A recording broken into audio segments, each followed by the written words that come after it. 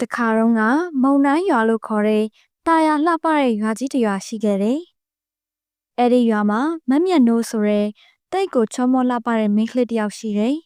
။မမြတ်နိုးမှာအရန်ချစ်ရတဲ့မောင်နေမင်းဆိုတဲ့ကောင်လေးတစ်ယောက်ရှိတာပေါ့။ဒီနေ့ကတော့သူတို့နှစ်ယောက်ရဲ့မင်္ဂလာဆောင်မဲ့နေ့မြတ်ကြီးဖြစ်တာပေါ့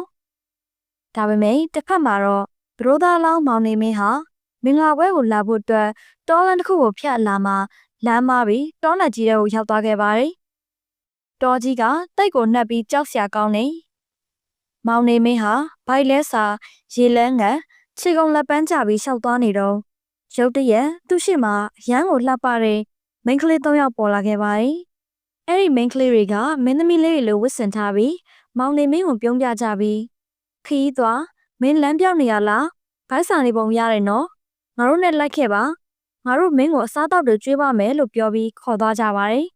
။မောင်နေမင်းလည်းမင်းသမီး၃ပါးနောက်ကိုလိုက်သွားခဲ့တယ်။သူတို့ခေါ်သွားတဲ့နေရာကတဲရင်အစုပ်လေးတစ်လုံးပေါ့။ဒါပေမဲ့ထူးဆန်းတာကတဲရင်ထဲကိုဝင်လိုက်တာနဲ့ရွှေရောင်တဝင်းဝင်းတောက်ပနေတဲ့နန်းတော်ကြီးတစ်ခုကိုရောက်သွားပါလေရော။မောင်နေမင်းက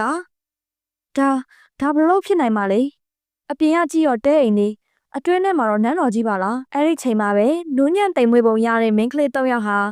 ရုတ်တရက်ကြောက်စရာကောင်းတဲ့အတန်ကြီးတွေနဲ့ရီမောလိုက်ကြပါတယ်။မင်းဒီထဲကနေဘယ်တော့မှပြန်ထွက်သွားလို့မရတော့ဘူးလို့ပြောပြီး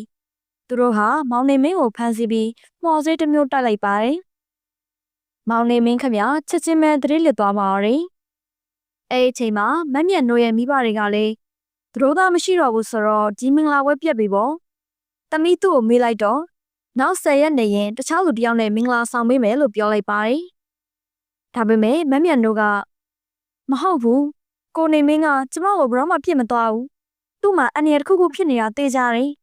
သူမလာနိုင်ရင်ကျမကိုယ်တိုင်သွားရှာမယ်လို့ပြောပြီးမောင်နေမင်းရဲ့အိမ်ကိုသွားခဲ့ပါတယ်အိမ်ရောက်တော့မောင်နေမင်းရဲ့အမေအိုကြီးကလည်းတားပြောက်လို့ငိုကြွေးနေတာပေါ့ဒီလိုနဲ့သူမဟာတောလန်းတိုင်းလျှောက်သွားရင်လမ်းမှာရသိတစ်ပါးနဲ့တွေ့တော့မက်မြတ်နိုးကငိုယိုပြီးတော့အကူအညီတောင်းလိုက်တယ်ရသိကသမီးရဲ့ချစ်သူကဒီတောအုံနာကတနေရာမှာရှိတယ်။ဒါပေမဲ့တာမန်မျက်စိနဲ့ရှာလို့မတွေ့နိုင်ဘူး။ဉာဏ်ပညာနဲ့ရှာဖွေမှတွေ့လိမ့်မယ်လို့ပြောပြီးထွက်ခွာသွားတော့တာပေါ့။ရသိရဲ့စကားကြောင့်သူမချစ်သူကိုရှာရန်ခါးကိုကိုင်ဒုက္ခကိုကိုင်ပြီးအဖွားကိုပုံစံဖြည့်ပြောင်းလဲလိုက်တာပေါ့။အဖွားဟာရွာနာပါဝင်ခြင်းနဲ့တောစကားအိမ်တွေကိုတအိမ်တက်ဆင်းလိုက်ရှာရတာပေါ့။အဖွားကရွာထဲမှာဘေးတွေဟောပေးမယ်၊ကံကြမ္မာကြည့်ပေးမယ်လို့အော်ရင်းနဲ့တကယ်တော့သူမကမောင်နေမင်းရဲ့သတင်းအစအနကိုစုံစမ်းနေတာပါ။နောက်ဆုံးမှာသူမဟာတောနက်ထဲကထူးဆန်းတဲ့တဲရင်လေးတစ်လုံးကိုလှမ်းမြင်လာရတယ်။အဲ့ဒီတဲရင်ရှိမှလှပတဲ့မိန်းကလေး၃ယောက်ကထိုင်ပြီးငါတို့ဖမ်းထားတဲ့ကောင်လေးကိုအစာမကျွေးရ၄ရက်ရှိပြီ။သူအားပြတ်သွားမှငါတို့လိုချင်တဲ့အစမ်းကိုယူလို့ရမှာ။နောက်ရက်နည်းနည်းပဲလိုတော့တယ်လို့ပြောလိုက်တော့မက်မြတ်နိုးကအဲ့ဒီစကားတန်ကိုတားပြီးလန့်သွားခဲ့တာပေါ့။ဒါငါရဲ့ကိုနေမင်းမဲ့ဖြစ်ရမယ်လို့တွေးပြီးမင်းသမီး၃ယောက်အပြင်ထွက်သွားတဲ့အချိန်ကိုစောင့်နေလိုက်ပါတယ်။သူတို့ထွက်သွားတာနဲ့မက်မြတ်နိုးကတဲအိမ်ထဲကိုဝင်သွားလိုက်ပါတယ်။တဲအိမ်ထဲကိုရောက်တော့နောက်ထပ်တကားတစ်ချက်ကိုတွေ့ပါတယ်။မက်မြတ်နိုးကအိုးနောက်ထပ်တကားတစ်ချက်ပါလား။အဲ့ထဲမှာဘာတွေရှိလဲ။ဖွင့်ကြည့်လိုက်မယ်လို့ပြောပြီးဖွင့်ကြည့်လိုက်တော့အိုးအံ့ဩစရာနန်းတော်ကြီးပါလား။မက်မြတ်နိုးဟာနန်းတော်ထဲမှာလိုက်ရှာရင်ဂရင်တစ်ခုပေါ်မှာသတိမေ့နေတဲ့မောင်နေမင်းကိုတွေ့လိုက်ရပါတယ်။ကိုနေမင်းထပါအောင်လို့မက်မြတ်နိုးကငိုရင်းနဲ့နှိုးလိုက်ပါတယ်။အဲ့ဒီချိန်မောင်နေမင်းကအားနည်းစွာနဲ့ညလုံးတွေပွင့်လာတယ်။မက်မြတ်နိုးမင်းဘယ်လိုရောက်လာတာလဲ။ပြေးတော့ဒီမိန်းကလေးတွေကမင်းသမီးတွေမဟုတ်ဘူး။သူတို့ကငါ့ကိုတတ်လိုက်မယ်လို့ပြောလိုက်ပါတယ်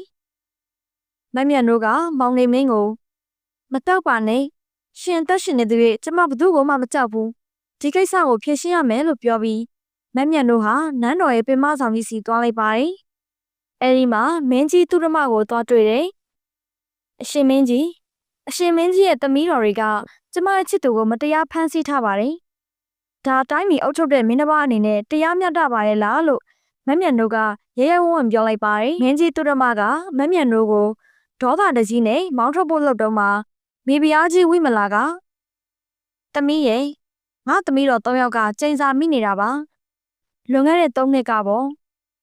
မင်းကြီးသူရမရဲ့မေတော်ကြီးက တိုင်းပြည်ကိုဉာဏ်ပညာရှိတဲ့ညီငယ်ကိုပေးဖို့စီစဉ်တဲ့အခါဘုရင်ကြီးနဲ့မိဖုရားဟာမေတော်ကိုတိုက်ရန်စီစဉ်တဲ့အခါမေတော်ကြီးကမင်းတို့ရဲ့လောဘကြောင့်မင်းတို့ရဲ့သမီးတွေဟာဘယ်တော့မှစိတ်ချမ်းသာမှုမရစေရဘူးသူတို့ဘောဒုက္ခပေးမှအသက်ရှင်ရတဲ့ဘဝမျိုးရောက်ပါစေဆိုပြီးချိန်စာတက်လိုက်တယ်အဲ့ဒီနေ့ကစပြီးမင်းသမီး၃ယောက်ဟာစိတ်ဖောက်ပြန်ပြီးလူတွေကိုဖမ်းဆီးဒုက္ခပေးမှသာမြေသားထိုင်သာရှိကြရတယ်လို့ပြောလိုက်ပါတယ်မင်းကြီးသူတမနဲ့မိဖုရားကြီးဝိမလာလည်းသူတို့ရဲ့အပြစ်ကြောင့်နေတိုင်းနောင်နာရပြီးပူလောင်နေရတော့တာပေါ့မမ်းမြတ်တို့ကဒီအကြောင်းဆောင်ကိုကြားလိုက်တော့အရှင်မင်းကြီးမကောင်းမှုတစ်ခုကိုနောက်ထပ်မကောင်းမှုတစ်ခုနဲ့ဖုံးဖိလို့မရပါဘူးအခုချိန်မှာအရှင်မင်းကြီးလောက်ရမှာကမေတော်ကြီးကိုစိတ်ပါလက်ပါတောင်းပန်ပြီးကောင်းမှုကုသိုလ်ပြုလုပ်ပေးရမှာပါမင်းကြီးသူရမဟာမမ်းမြတ်တို့ရဲ့စကားကိုကြားတော့မှသတိရသွားပြီမေတော်ဖေဟာတားမိုက်ကိုခွန့်လွတ်ပါ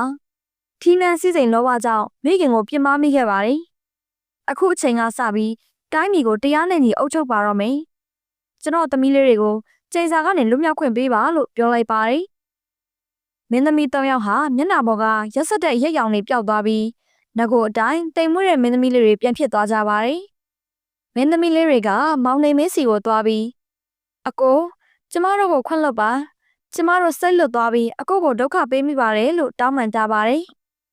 မောင်နေမင်းကလည်းခွန့်လွတ်ပေးလိုက်ပါတယ်မမ်းမြတ်တို့နဲ့မောင်နေမင်းတို့ဟာရွာကိုပြန်လာကြတယ်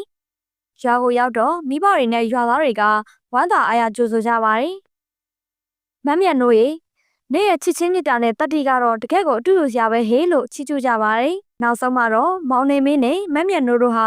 ခမ်းနားထည်ဝါတဲ့မင်္ဂလာပွဲကြီးကိုကျင်းပခဲ့ကြပါတယ်သူတို့နှစ်ယောက်ဟာတသက်လုံးပျော်ရွှင်စွာနေထိုင်သွားကြပါတော့တယ်ဒီပုံမြင်လေးကနေပေးချင်တဲ့သင်ခန်းစာလေးကတော့